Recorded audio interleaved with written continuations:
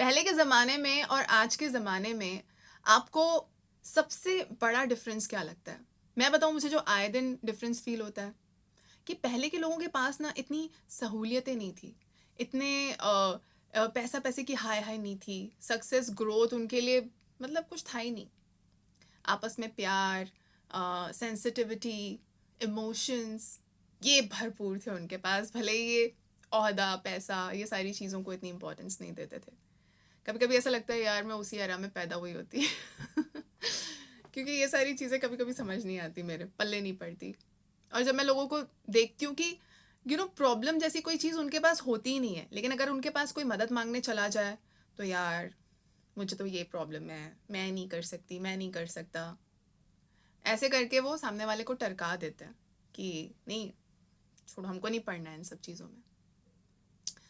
तो ये आजकल की सच्चाई है। हम लोग बहुत इनसेंसिटिव होते जा रहे हैं, हम लोग धीरे-धीरे एकदम इनह्यूमन होते जा रहे हैं, बहुत ज़्यादा। और किसी का दर्द समझने के लिए हमको उससे गुज़रना ज़रूरी होता है। हम अगर उस चीज़ को हमने फ़ील नहीं किया है ना, तो हम समझते ही नहीं हैं। अब फॉर एग्ज़ाम्पल किसी का ब्रेकअप हुआ है, तो बाकी सारी दुनिया ना उससे सिम्पैथाइज़ करेगी या फिर उसको जज करेगी। इसको तो रिश्ते सँभालने ही नहीं आते।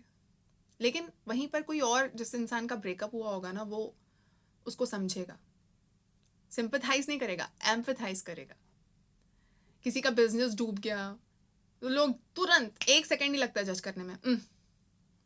कुछ तो गड़बड़ की होगी, सँभालना तो आता नहीं है। इसका ये है, वो है, रूटीन तो है नहीं, डिसिप्लिन नहीं, वो अपने ग्राहकों से ऐसे बात करता था, ये करता था, वो करता था, तुरंत जज, तुरंत। लेकिन जो दूसरा जो क्राइसिस में होगा ना, वो उसको समझेगा।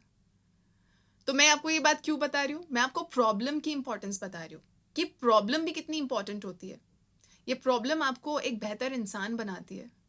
और एक बार अगर आपने ये क्राइसिस देख लिया ना ज़िंदगी में, तो अगली बार कोई आपसे हेल्प मांगने आएगा, तो आप उसको जज नहीं करोगे, आप उसको समझोगे। तो जब भी कभी प्रॉब्लम्स आती हैं और हम इस हीलिंग प्रोसेस में होते हैं, तो मुझे लगता है उस टाइम पर आप लोगों की ज़्यादा मदद करते हैं। आपके इंटेंशंस ज़्यादा प्योर होते हैं। आप उनसे एम्पैथाइज़ करते हैं कि मैं इस चीज़ से सफ़र किया है मैंने, तो ये सामने वाला भी सफ़र कर रहा है। मैं इसको बताऊँ कि क्या करना है या इससे कैसे निकलना है। मैं अपने एक्सपीरियंस शेयर करूँ। इसलिए जो ऐसे लोग होते हैं ना, जो किसी क्राइसिस से गुज़र रहे होते हैं, उनकी एक अलग इम्पोर्टेंस है आपकी ज़िंदगी में। जब आप किसी क्राइसिस में आओगे, तब आपको पता चलेगा कि भई ये इंसान जो है, चलो इससे जाके पूछते हैं कि इसने कैसे हैंडल किया। इनको हमेशा इनको जज मत करो जिनके साथ बुरा वक़्त आता है। क्योंकि इंसान कभी-कभी अच्छे खुद इंटेंशंस रखता है, अच्छे एफ़र्ट्स लेता है, लेकिन किस्मत नाम की भी एक चीज़ होती है, बिल्कुल होती है। और ये लोग भी बड़े इम्पोर्टेंट होते हैं आपकी ज़िंदगी में। इनसे अच्छा सलाहकार नहीं होता है कि कैसे आप इस प्रॉब्लम से निकलो। अगर वो इंसान जेन्युइन होगा, तो आपको ये ज़रूर बताएगा कि देख यार, रिश्ते में ना ये चीज़ मत करना, ये मैंने गलती कर दी थी, तू मत करना। या मेरे बिज़नेस में ना मुझे नुकसान इसीलिए हुआ क्योंकि मैंने ये गलती कर दी थी, तू मत करना। तो मुझे लगता है ये जो सेंसिटिविटी है, ये हम अपने अंदर ज़िंदा रखें।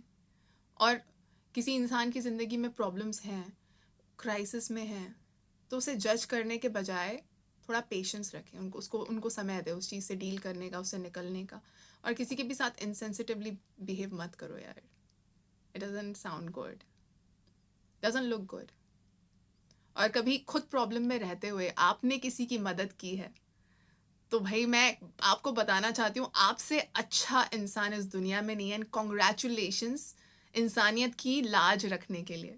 आप अपने एक्सपीरियंस भी मुझे शेयर कर सकते हैं, बता सकते हैं इस वीडियो के नीचे। अगर वाकई में प्रॉब्लम्स में रहते हुए आपने किसी की हेल्प की है, तो वो आपका एक्सपीरियंस कैसा था और उस टाइम कैसी फीलिंग आई थी, बताना ज़रूर।